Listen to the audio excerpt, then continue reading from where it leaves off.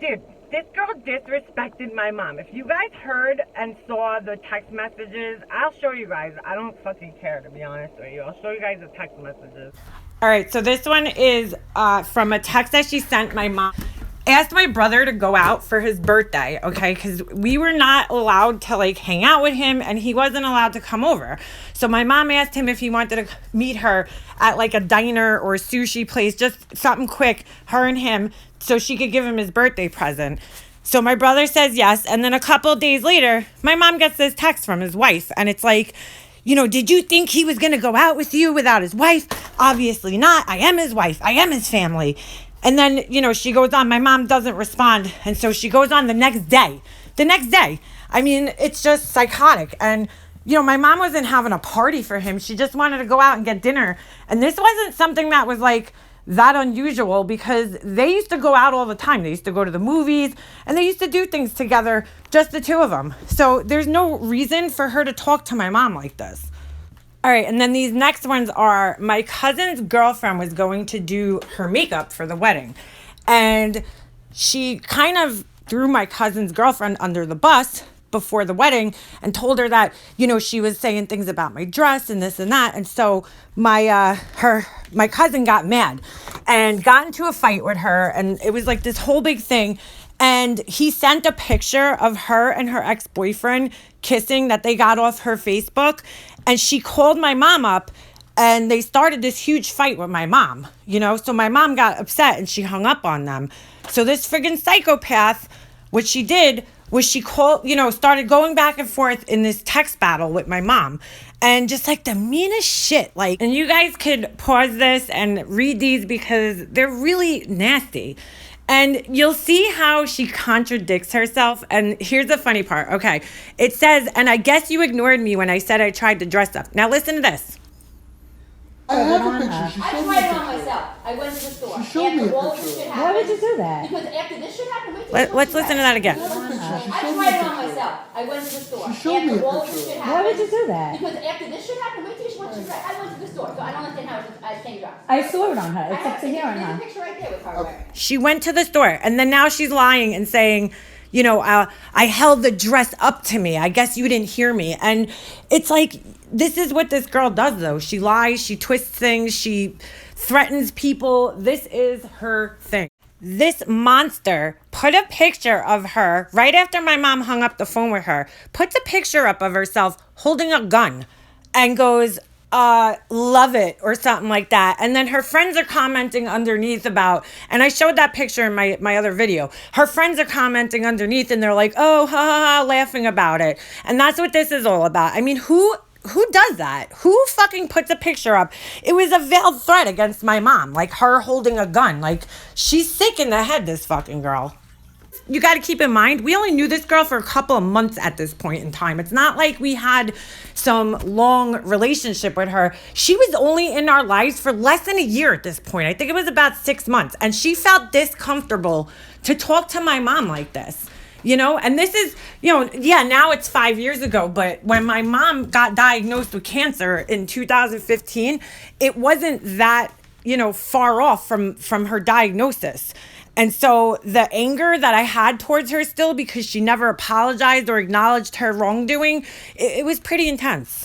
If you guys saw the way this fucking piece of shit talked to my mother and like never apologized to her, never said, I'm sorry I talked to you like that, never acknowledged any of her behavior. There was just no fucking reason for it whatsoever. It was horrible the way this girl treated my mother. I mean, just horrible. It was very hard for me to get over. I was doing this for my mom. I'm like, all right, she has cancer, she's going through all these things, her kidney's not doing good. The least I could do is take this one stress away from her. That's why I reached out to my brother. That's exactly what I said to him. I'm like, you know, God forbid, we don't know what the future holds. We don't know what's going to happen to her. Let's just say she dies, okay? I don't want the guilt, and I don't want to be the reason why the last few years of her life were horrible. Let's make at least whatever time she has left Let's make it good for her. Let's make it positive. When I called my mom up that day and told her that I had written to my brother, I had not seen her happy like 2.5 years at this point. I mean, she was like crying hysterically, tears of joy. Like, she just couldn't believe it. And she was so thankful that I did it. No, I wanted nothing to do with his wife. I just wanted nothing to do with her.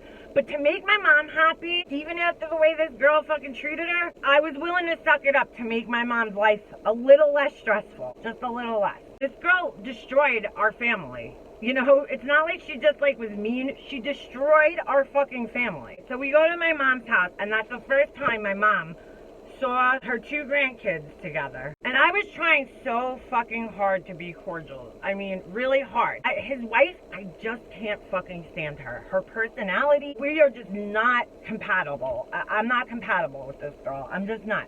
And I'm gonna tell you guys, I get along with anybody.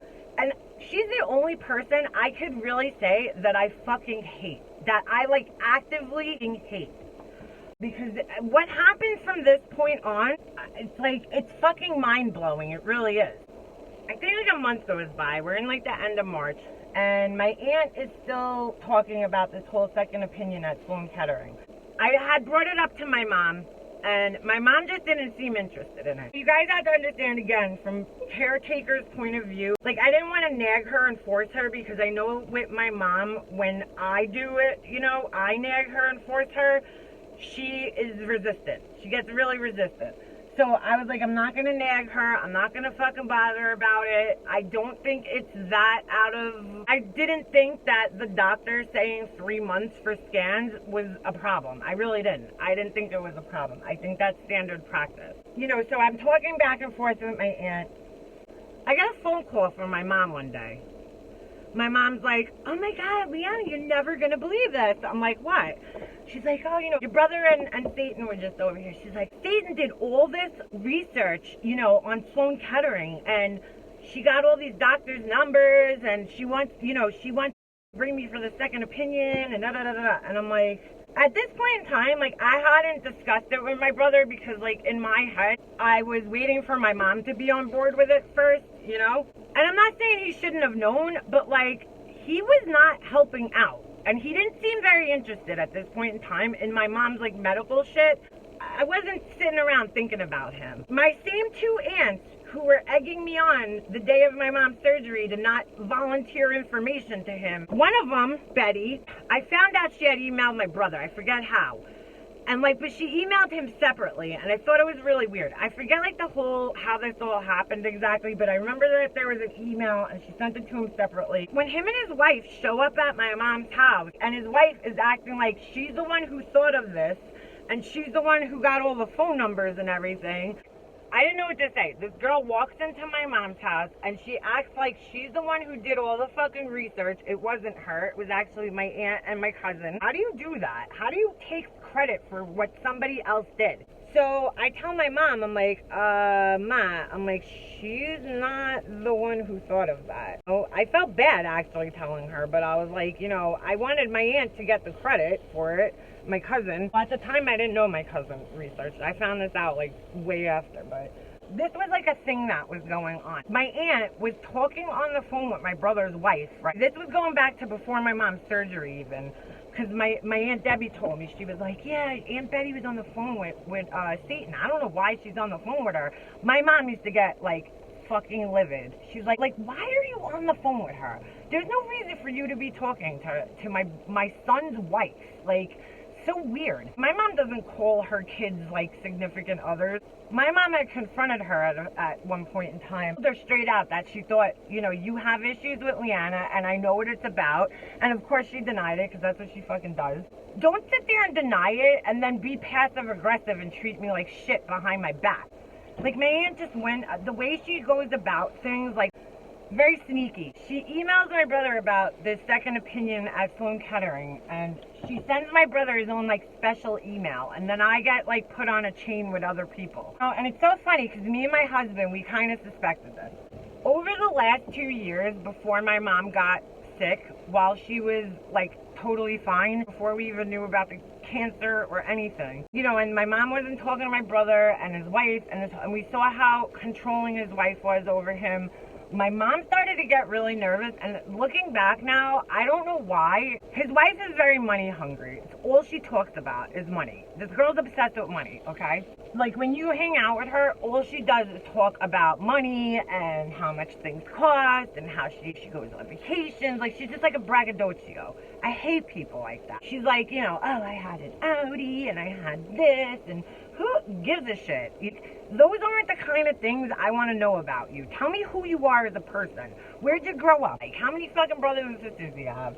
I don't care what car you owned. It says nothing about you as a person. My mom had gotten a settlement. She sued her doctor back when her kidneys failed. And they settled out of court, and she got a nice little chunk of change. And she invested it over the years, and I didn't know how much she had left. Like, you know, I figured it was gone. It was like 20-something years ago. My mom lived like she was fucking broke. Like, she would like live like, oh, I don't have money for this and I don't have money for that. Like, for years I was trying to get her to go see a therapist because I felt like after my dad passed away she should go talk to somebody, you know, like a grief counselor. And like, she was always like, I don't have money, I don't have money, I don't have money, I don't have money. That was always her excuse all the time. She didn't have money. And like, she used to worry about paying her bills and all this shit. So and she worked 2 jobs. I don't know, she always worried about money, and lived like she didn't have any. And I know another concern of hers was like when she got older, like how is she gonna survive, like because of her, you know, medication that she needs for her kidney transplant and whatever. She used to worry that she wouldn't be able to afford to live on Social Security and shit like that, you know? And so whatever money she had put away, I know it was being preserved for when she got older. But I never thought about how much she had. Like, it's not my business, really. It's not. So she told everybody, like, what was going on with me and my brother. And, I mean, everybody. Everybody knew this, okay? I don't know why she was talking about this, but she had talked to me that she thought my brother was the executor of her will. And she's like, I need to get him off.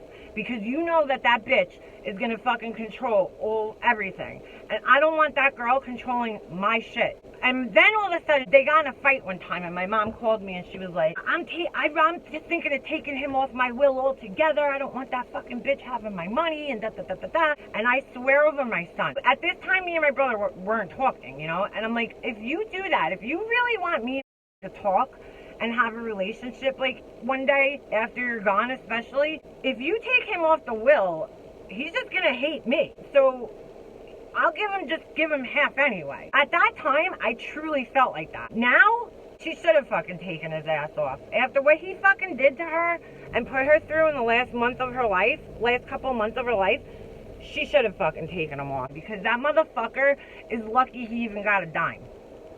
Piece of shit. Anyway, I'm like, Mom, you can't do that. This happened to somebody in her family. Somebody got left off of the will. And the 2 people, the siblings, don't talk to one another. I personally feel, and my husband felt, at the time when all this talk about the second opinion thing was going on, me and my husband felt that my Aunt Betty warned my brother and told him, like, if you don't get your ass into gear and help your mother out, she's going to take you off the will. All of a sudden, my brother and his wife, who went from doing absolutely nothing to help out, hardly even calling to check up on my mom, to, oh, we want to bring you for a second opinion, we're going to bring you, and da-da-da-da-da. This girl treated my mom like shit for years. Like, she never called my mom or talked to her or texted her or anything.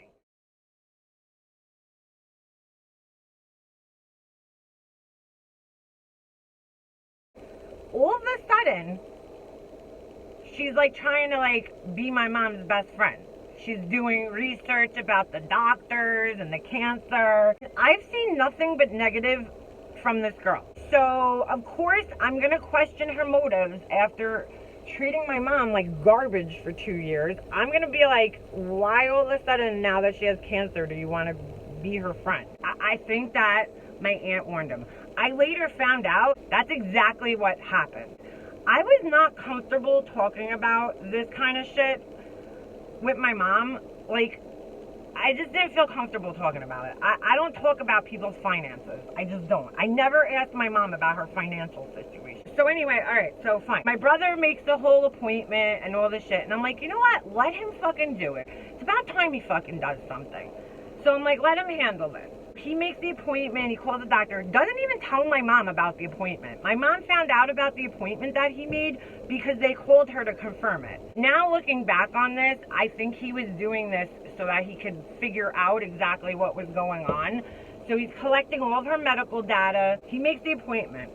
I wanted to go to this appointment. Probably like a couple of days or a day before the appointment. I call my mom up. I'm like, so what's going on? How are we getting there? She's like, oh, your brother wants me to come see his new house. They conveniently bought this new fucking $500,000 house right after my mom got diagnosed with cancer. So my mom's like, oh yeah, they want me to come see the new house. He's driving to the city. So I'm like, so what does that mean? What does that mean? Does that mean I have to drive myself? I don't understand. It's like an hour, almost 2-hour ride to go to Manhattan from where I live. She didn't want to say that I guess he didn't want me in the car, probably because he would have had to kick me out because he didn't want me to come and see where his new house was. So I was like, okay. So I was like, I'll take the train. And my mom's like, you don't have to come. Don't worry about it. I don't want you to drag Jesse there. I don't want you to have to bring Jesse. My son was like 3 years old at this time. And I'm like, Mom, he's been to like how many doctor's appointments with us? Like, who gives a shit? Call your brother and coordinate it with him. So I'm like, okay. I call my brother up and I'm like, oh, so what's going on? He's like, well, I'm driving Mom to the city. That's another thing. Me and my brother, when we talk about my mom, we call her mommy. Like, it's not like we're babies. We just call her mommy. His ex-fiance, she used to make fun of him. Like, oh, what are you, a little baby? You call your mom mommy? So it's just what we say when we're talking to one another. We'll be like, oh, did you talk to mommy? Did you do this, mommy? My aunts and uncles do it too. They call my grandmother mommy. It's not that big of a deal. Now all of a sudden, every time I talk to him, he's like, well, I'm driving Mom. It's so weird. I'm like, what, are you not allowed to say mommy anymore? Because when he broke up with his ex, he went back to saying mommy. Actually, when he was with his ex, he didn't give a fuck. He said mommy, even though she used to make fun of him. And now all of a sudden, he's back to saying Mom. And I can't stand it, because it's like so not him. It's so not us, So he's like, well, I'm driving Mom. Like, I'm like, okay. I'm like, so I guess I could take the train, or I said I could drive myself. Would you believe this motherfucker? He goes, well, okay. Like, didn't even offer for me to come with him. He's just like, okay, that's his answer. Okay. Like, I have to drive myself to Manhattan. My brother, I can't even go in the fucking car with him. Like, that's really fucked up. I'm sorry. I didn't want to make a big deal about it. I was just like, you know what, dude? I'll fucking drive myself to Manhattan. I've done it a million times. Not a big deal. It was like the day before, I think, and my son got a bad cold. My mom kept saying to me, don't bring him. You don't want to bring him. You don't want to drag him to the city. Blah, blah, blah, blah. So I was like, you know what, Mom? Seems like you don't want me to come. So I'm going to just stay home then. And he's sick. I'm just going to stay home. I'm going to sit this one out. Again, I probably should have went. I got in a fight with my aunt, the one who originally suggested this, because I had expressed to her that I didn't like the way my Aunt Betty went about things, And that's like the one person in this whole thing that I regret, like, having an issue with, because she didn't do anything. Like, she didn't do anything wrong. I thought that she was part of, like, their little clique, and I was wrong. And I really regret it, because I think it affected our relationship in a negative way, and it was my fucking bad. I was wrong. Period. I felt like at the time, too, everybody was making it like, Leanna, you're not taking this seriously. And you know what? Maybe I wasn't. Maybe I was in fucking denial about what was going on with my mom. I mean, I was in shock. I mean, this just came out of nowhere. I'm just living my life, and I have my son, and, like, everything's going good, and then it's like, boom.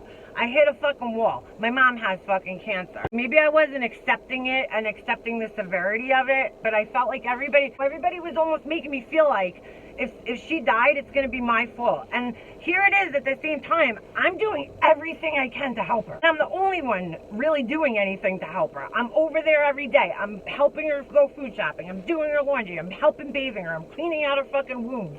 What the fuck else could I do? So it's like, oh, my brother the hero and Satan the hero, they roll in and bring her to this second, opinion thing. And it's like, so Liana becomes the bad guy because I didn't force her to go for the second opinion thing. Well, it ends up, it was a huge fucking waste of time. Anyway. And I hate to say it, but told you so. I knew that they were basically going to say the same thing that the other doctor said, and that's exactly what happened. Nothing came out of it. And my mom didn't want to talk about it. Nobody ever told me what was said at that fucking thing. My brother never called me up. When the second opinion thing originally came up, me and him weren't talking still. It's just like, alright, I didn't want to start anything over it. I just went along with it. Nothing came out of that fucking thing. I'm going to stop this one and I'm going to come back.